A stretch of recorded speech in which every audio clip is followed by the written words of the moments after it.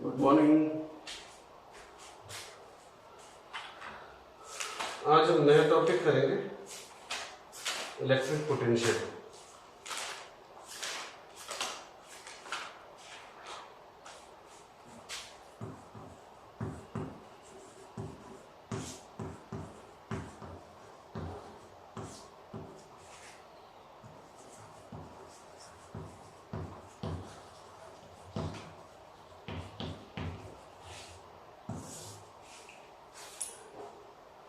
देखिए electric potential में क्या होता है, वैद्युत विभव क्या है कि कोई भी आवेश क्या करता है, वैद्युत क्षेत्र उत्पन्न करता है।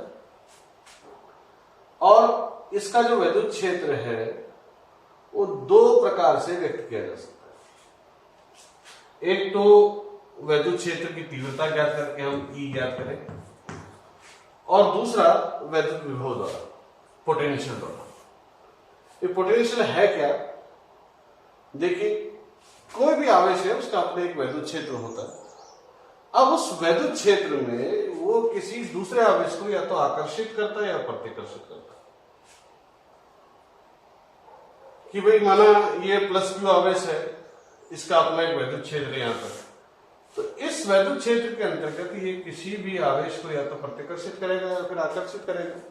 उसके नेचर के हिसाब से, जिस प्रकार से उसका नेचर होगा उस प्रकार से उसको आकर्षित या प्रतिकर्षित करेगा। जो पॉजिटिव आवेश यहां पर रखा है तो उसको प्रतिकर्षित करेगा, और अगर जो नेगेटिव आवेश रखा है तो उसको आकर्षित करेगा। संभव है। तो सपोज करिए कि कोई नेगेटिव पॉजिटिव आवेश है इस पॉजिटिव आवेश के आसपास रखा हुआ, और आपने उसको अनंत से लेकर यहां तक लाना है, इस बिंदु तक। मतलब किसी पॉजिटिव आवेश को, किसी धनावेश को आपने अनंत से लेकर किसी एक बिंदु पर लाना है। वो बिंदु किसी आवेश के वैद्युत क्षेत्र में आता है, तो उस बिंदु का वैद्युत क्षेत्र, वैद्युत विभव क्या होगा?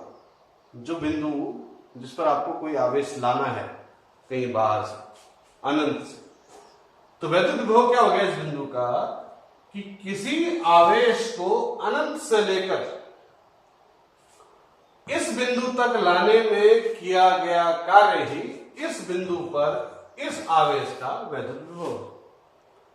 मतलब जो आपने कार्य किया इस आवेश को लेकर आने में कहां तक, उस बिंदु तक, वही कार्य इस बिंदु पर इस आवेश का वैद्युत विभव कहलाएगा, पोटेंशियल। क्योंकि आप इसको क्या कर रहे हैं, प्रतिकर्षण बल के विरुद्ध आप उसको आवेश के नजदीक ला रहे, वैद्युत क्षेत्र नजदीक ला रहे, तो आपको कुछ कार्य करना पड़ेगा। और यही कार्य जो आप कर रहे हैं वही आपका उस पॉइंट पर वैद्युत विभव कहलाता है। ठीक है। अब दूसरी बात सुन लीजिए। माना आपके पास दो बॉडीज हैं, ए और B. These are two bodies, A and B. एक पर नेगेटिव आवेश है, दूसरे पर पॉजिटिव आवेश है। नेगेटिव आवेश का मतलब यहां पर इलेक्ट्रॉन कंसंट्रेशन ज्यादा है और यहां पर इलेक्ट्रॉन कंसंट्रेशन कम है। अगर जो मैं इनको जोड़ता हूं तो क्या होगा, फ्लो ऑफ इलेक्ट्रॉन हो, आवेश बहेंगे किस तरफ से? जैसे पुराना सिद्धांत कहता है कि पानी जो है वो हाई प्रेशर से लो प्रेशर की तरफ बहता है। ठीक है। इसी तरह से वैद्युत आवेश भी अधिक आवेश से कम आवेश की तरफ बहेगा। दूसरे शब्दों में कहें कि इस आवेश का, इस बॉडी ए का जो पोटेंशियल है, जो वैद्युत विभव है, वो बी से की तुलना में अधिक है।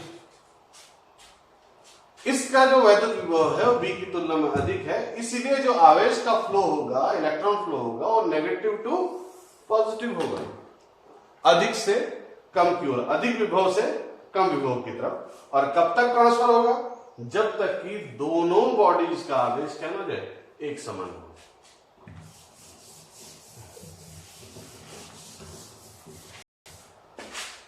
यहां पर दूसरे टर्म है वैद्युत विभवांतर।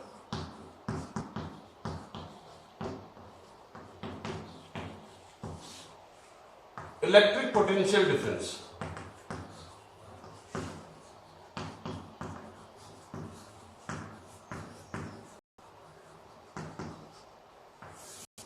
देखिए एक सिंपल सी बात है कि मैंने आपको कहा ये ए ये बी, ये हायर पोटेंशियल पे है, ये लोअर पोटेंशियल पे है, वी ए वी बी। इसका पोटेंशियल हाई है, इसका पोटेंशियल लो है, विभव कम ज्यादा है। आपने इन दोनों कनेक्ट किया तो इलेक्ट्रॉन फ्लो कहां से होगा, आवेश का प्रवाह शुरू हो जाएगा ए से बी। ठीक है, अब इस आवेश को प्रवाह करने में आपको क्या करना पड़ेगा, कुछ ना कुछ कार्य करना पड़ेगा।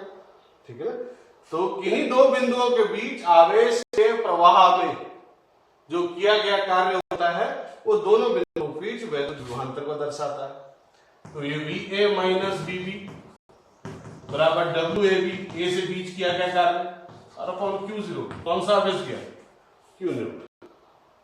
तो ये आ गया आपका वैद्युत विभवांतर, जो विभव में अंतर है।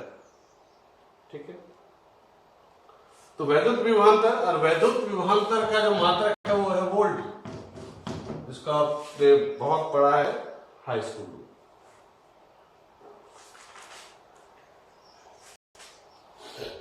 ठीक है, अब चलते हैं हम आगे की तरफ।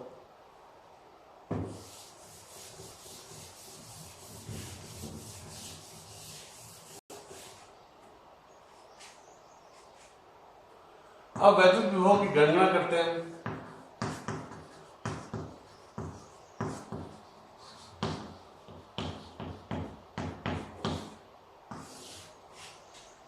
कि किसी आवेश का वैद्युत विभव कितना होता है।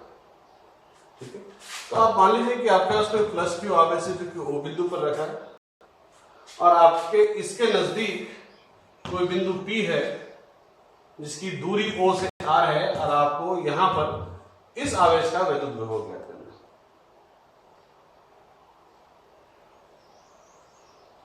अब इसका आपको वैद्युत विभव ज्ञात करने के लिए आपको एक अत्यंत सूक्ष्म आवेश अनंत पर मानना पड़ेगा। यहां पर आपने अत्यंत सूक्ष्म धनावेश मान लिया। अब इस अत्यंत सूक्ष्म परीक्षण धनावेश को अनंत से पी तक लाया जाता है।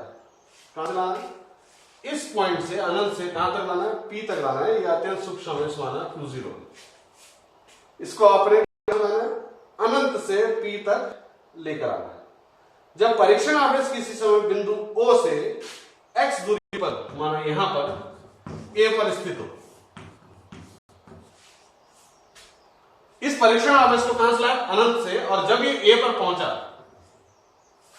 और उस A बिंदु की दूरी कितनी है वहां से x है, तो उस पर जो वैद्युत बल लगेगा वो कितना होगा, कूलम्ब बल F बराबर 1/4 पाई एप्सिलॉन 0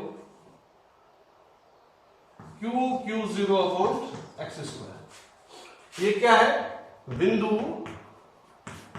ए पर लगने वाला बल। ठीक है, इतना हो गया। अब आप और समझिए कि यह बल कैसा प्रतिकर्षण का बल है और क्यू जीरो की प्रकृति क्या है, क्यू से दूर जाने की दोनों पॉजिटिव है। क्यू जीरो को क्यू की ओर लाने के लिए बाह्य बल इसकी विपरीत दिशा में होगा। ठीक है ना, जो बाह्य बल होगा वो विपरीत दिशा में होगा। ठीक, तो इस प्रकार से अब आपको उसको और नजदीक लाना है, तो माना आपने उसको और नजदीक ये dx दूरी लेके आए, तो इस dx दूरी को चलने में कितना कार्य किया गया उसकी गणना करते हैं।